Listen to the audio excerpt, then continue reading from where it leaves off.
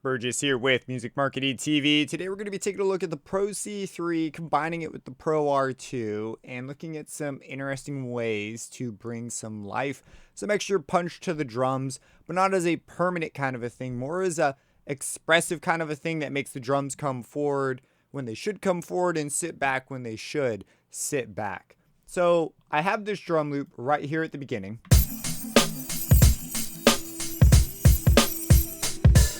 And there is a Pro R2 in a mixer track, followed by a Pro C3. And in this mixer track, I have the ability to mix them in and out in parallel. So right now, the drums, they're fine at the start. They already are plenty loud. They've got a nice sound to them. And we're going to shift over to a transient heavy approach that's been gain matched. So if I go ahead and play this and I mix it in, you'll hear the snare in particular becomes really, really tight.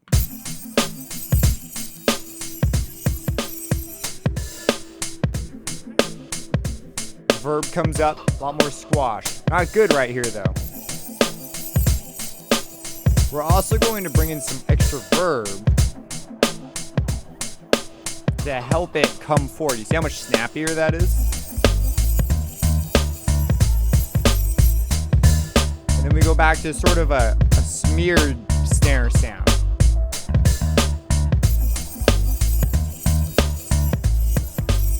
So let's talk about the settings here and how to get this set up and when you might use this. Because obviously we don't want this on at the very beginning.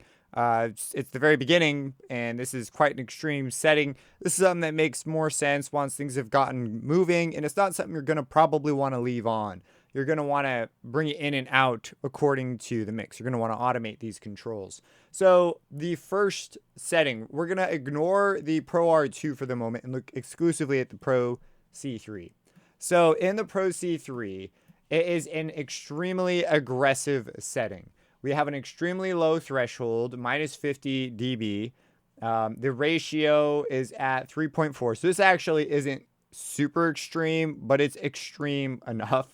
The knee and the range, I touched a little bit, but this threshold being down pretty much guarantees that when the sound comes in, it's going to want to be up here, even if I have a lower sound, and it's going to get affected pretty drastically.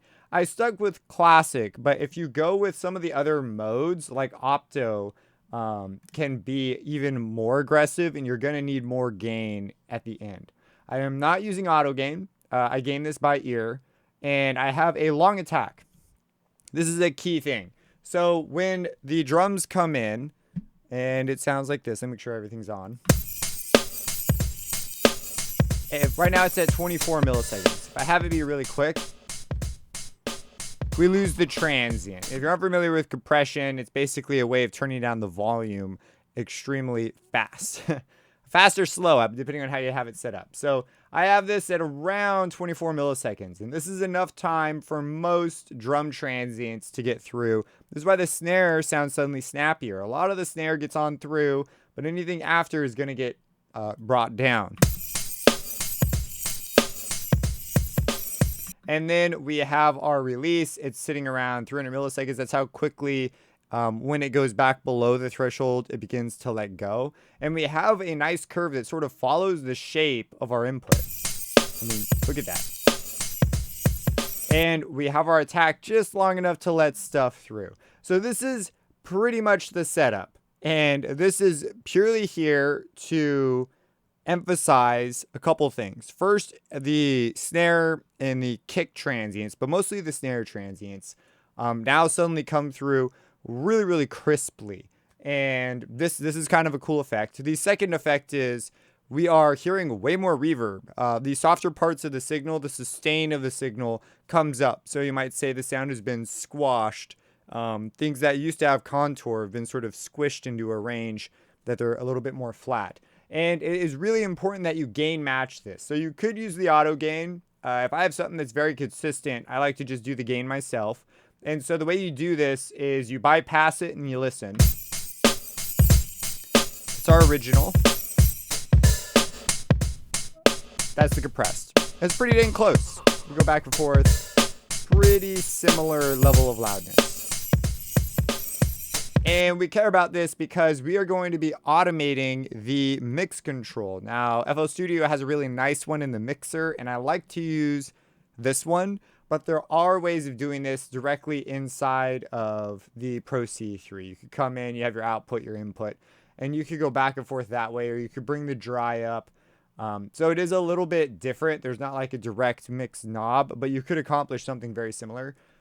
I just decided to use the mix control. It just goes from dry to wet, and it does the handling of this stuff for me. So that's basically the setup for this. And then I wanted to emphasize this effect a little bit more. So I added a reverb before. Now this reverb is a very, very short reverb, 0.54 seconds, very tight.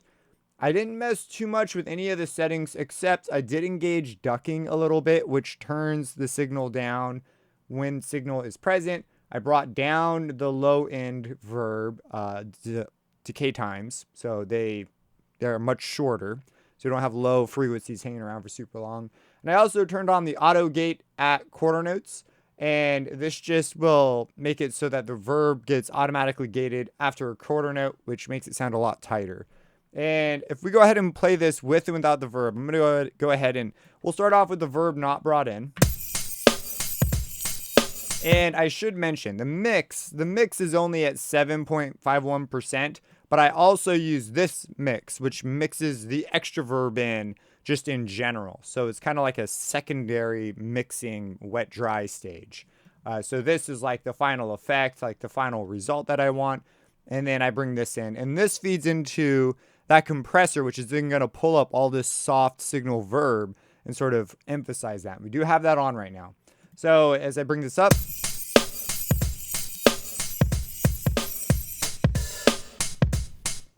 you can hear it. Listen to how long it lasts on the verb. I'm going to go ahead and take it off.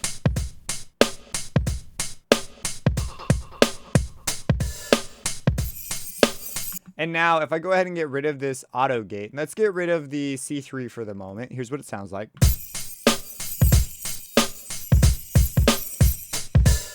With it. Now there is verb already on there, so this is a little bit more subtle. If we add in the compressor now, without the verb, with it. Now, if I bring this up literally just a couple percent, it immediately becomes extremely clear. You can hear it like right away. You go up really far.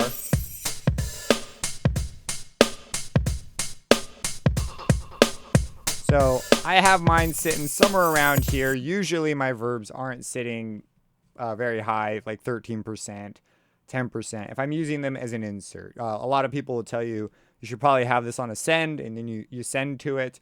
And then on the send, you could have this, and then you could send any signal to this chain and use it.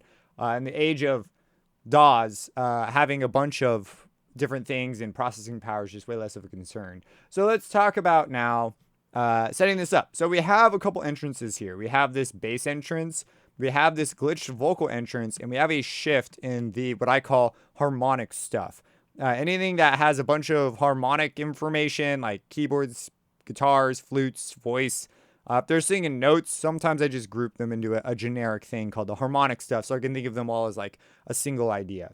So the bass entrance, I don't think we need to do anything to the drums. They complement each other quite nice. I'd actually leave the reverb on just from the start, and I'll have the Pro C3 off. And it sounds like this. We'll have our smeared snare, our original snare.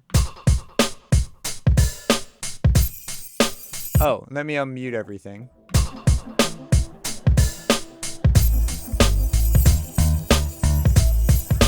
Kind of nice. So this comes in, I think that's fine. Not a spot I want to touch yet. The glitch vocal comes in. This is sort of a background element. Again, I don't really want to touch it.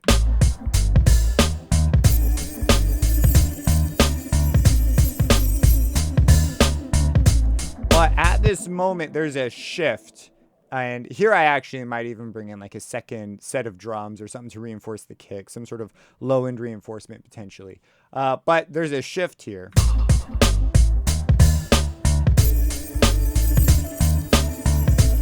So a transition right at that moment could be kind of cool, and it would sort of make sense. So I'm going to take this and automate this value. So I'm going to right click, I'm going to hit A. It's going to bring up an automation clip. I'm going to bring it up to the drums. I'm going to right click this and hit G to group it. And then in FL Studio, the clips can actually go on like any track. They're not locked to a track, and they can also move freely. But this means that if I have a value like this, and then I go to the start of the track, sometimes these values are like remembered because there's no defined value here. It's kind of a thing you just need to be aware of. That's FL Studio specific because of how this works. So I'm just going to make this start here at the beginning, and we're going to bring it all the way over here. So let's think a little bit about this automation. We're going to mix in this effect, and what is this effect going to do? Well, it's going to bring out the transients, but it's also going to bring up the sustain. And you might think that it will sound brighter because the kick and stuff now stick out more, and the snare especially. But it's not. It's actually going to sound like it goes a little bit back in the mix because of the increased sustain. The mix becomes a little more dense, and things like the hi-hats and stuff actually get pushed down. So perceptually, with the lack of those high frequencies, it's going to sound like it went backwards a little bit in the mix. So I'm going to have this come in sort of at the end, almost like a filter move, as strange as that sounds. And it will come in sort of right here. So if we listen, we'll start from right around here and listen to this effect.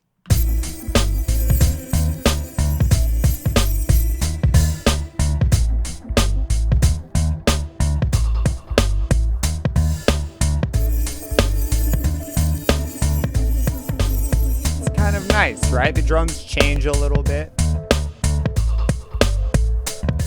Maybe we have them back off a bit.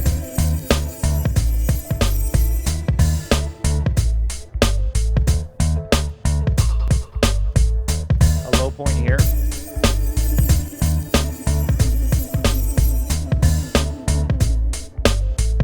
Right around there, the snap starts to come back.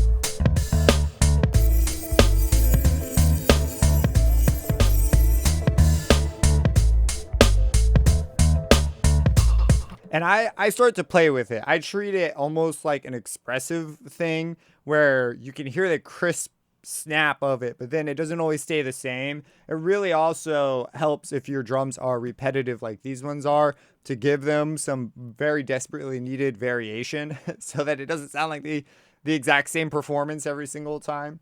And this is just something small I like to do to just bring life to the drums.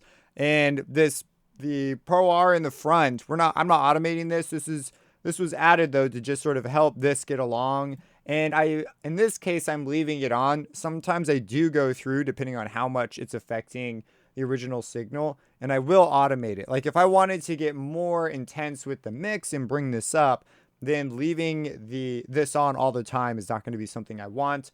I may start to bring it back, and I sort of treat it the same. I'm thinking about these two relationships, but something to try in your next mix. If you have any questions about this or any thoughts on it, let me know down below. Do you do something similar? I'm interested to hear your workflows. Subscribe and hit that bell icon for future videos, and have a blessed day.